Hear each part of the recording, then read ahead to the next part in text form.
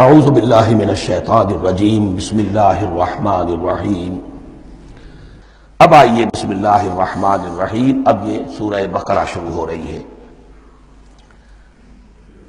سورۃ البقرہ 286 آیات پر مشتمل ہے، تقریباً 2.5 پاروں پر پھیلی ہوئی ہے۔ ہر شخص جانتا ہے کہ قرآن حکیم کی حجم کے اعتبار سے سب سے بڑی سورت ہے، لیکن یہ معاملہ صرف حجم کا نہیں ہے۔ نبی اکرم صلی اللہ علیہ وسلم نے اسے سنام القرآن قرار دیا ہے۔ آپ نے فرمایا لکل شیء سنام، ہر چیز کی ایک چوٹی ہوتی ہے، جیسے اونٹ کا کوہان ہوتا ہے۔ وسنام القرآن البقرہ، سنام القرآن، قرآن کی چوٹی جو ہے وہ سورۃ البقرہ ہے۔ یہ نوٹ کر لیجئے جو میں نے کل آپ کو جو مختلف مکی اور مدنی صورتوں کے گروپوں کے بارے میں بتایا تھا کہ یہاں سے اب پہلی منزل بھی شروع ہو رہی ہے اور پہلا گروپ بھی شروع ہو رہا ہے، اور اس کے ساتھ جو اگلی صورت آئے گی وہ اس کا جوڑا ہے، سورہ آل عمران، جس کی سب سے نمایاں علامت یہ نوٹ کیجئے، یہ بھی الف لام میم سے شروع ہوئی، اگلی بھی الف لام میم سے شروع ہوگی۔ اس کے بعد 2 صورتیں مدنی اور ہیں، لیکن ان دونوں میں نہ حروف مقطعات ہیں نہ کوئی اور تمہیدی کلام ہے، براہ راست خطاب سورہ نساء میں یا ایھا الناس اور سورہ مائدہ میں یا ایھا الذین آمنوا، کوئی تمہیدی بات نہیں، کوئی حروف مقطعات نہیں، براہ راست خطاب۔ وہ ایک جوڑا ہے سورہ نساء اور سورہ مائدہ، اور یہ ایک جوڑا ہے سورہ بقرہ اور سورہ آل عمران۔ سورہ بقرہ اور سورہ آل عمران کو نبی اکرم صلی اللہ علیہ وسلم نے الزہراوین بھی قرار دیا ہے۔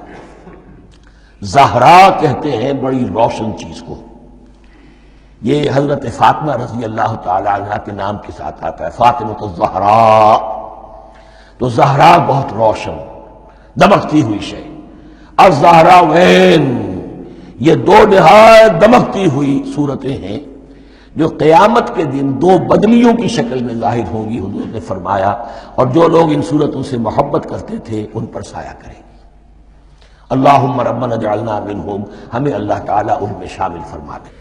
اس سورہ مبارکہ کو 2 حصوں میں تقسیم سمجھیے۔ ویسے تو یہ کہ رکوع آئیں گے، پارے بھی بدلیں گے اس میں، لیکن حصے 2 ہیں۔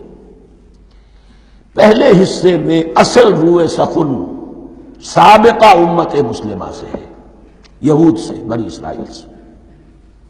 دوسرے حصے میں اصل خطاب موجودہ امت مسلمہ سے ہے، امت محمد سے صلی اللہ علیہ وسلم۔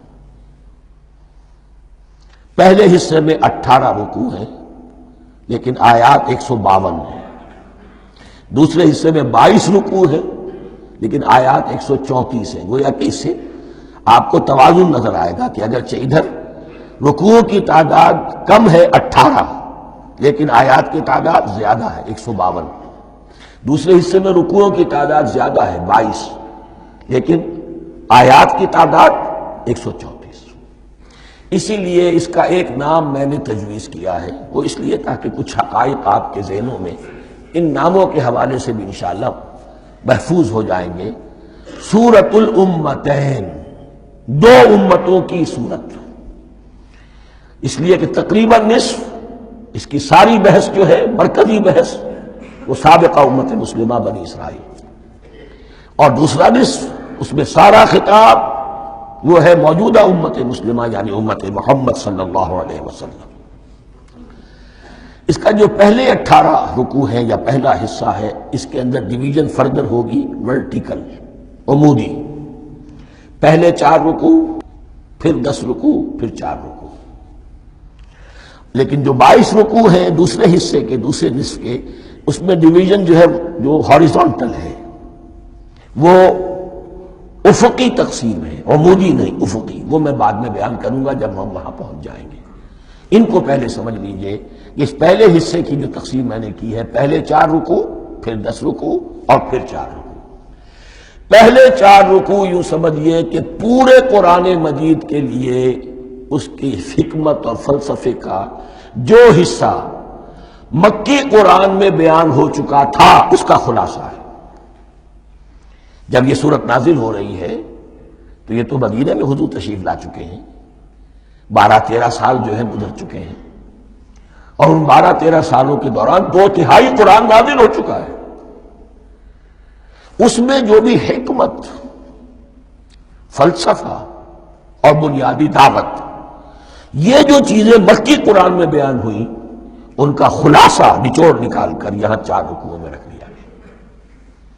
اگرچہ ان میں بھی جب گہرائی میں آپ دیکھیں گے تو روح سخن جو ہے وہ بنی اسرائیل کی طرف ہے، وہ میں بعد میں عرض کروں گا، لیکن اضافی طور پر یہ سمجھ لیجئے کہ پورے مکی قرآن کے حکمت اور پیغام کا خلاصہ ان 4 رکوعوں میں۔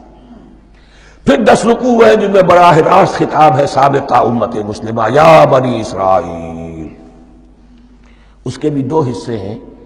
پہلے ایک رکوع میں دعوت ہے، بڑا انداز اس کا بڑا پیارا ہے، اس میں دعوت ہے، ایمان لاؤ محمد پر صلی اللہ علیہ وسلم۔ اور اس کے بعد 9 رکوع ہیں ملامت کے، ملامت، تنقید، تم نے یہ کیا اور یہ کیا اور یہ کیا، ہم نے یہ احسان کیے، یہ احسان کیے، یہ احسان کیے، تم نے یہ ناشکری کی، یہ ناشکری کی، یہ ناشکری کی۔ اور اس سب کا نتیجہ آخری 4 رکوعوں میں ہے کہ اب تمہیں اس منصب سے معزول کیا جا رہا ہے جس پر تم 2000 برس تک فائز رہے ہو، اور تمہیں ہٹا کر اب ایک نئی امت محمد کی شکل میں جو وجود میں آ چکی ہے صلی اللہ علیہ وسلم، اسے اس پر فائز کیا جا رہا ہے۔ اور اس کی علامت کے طور پر اسے میں کہا کرتا ہوں کورونیشن، تاج پوشی۔ ایک امت معزول، دوسری امت اس کا نصب ہو رہا ہے، اس کی تاج پوشی کے لیے سمبل، علامت کیا ہے؟ قبلہ تحویل۔ وہ قبلہ یروشلم، سابقہ امت کا قبلہ اب ادھر رخ نہیں ہوگا، اب اہل توحید کا قبلہ یہ مکے کی طرف ہوگا، بیت اللہ کی طرف ہوگا۔ تو تحویل قبلہ کا مضمون ہے جو ان 4 رکوعوں میں آتا ہے۔ تو یہ میں نے تھوڑی سی تمہید جو ہے آپ کے سامنے رکھ دی ہے۔ اب بسم اللہ کیجئے۔ صدق اللہ العظیم۔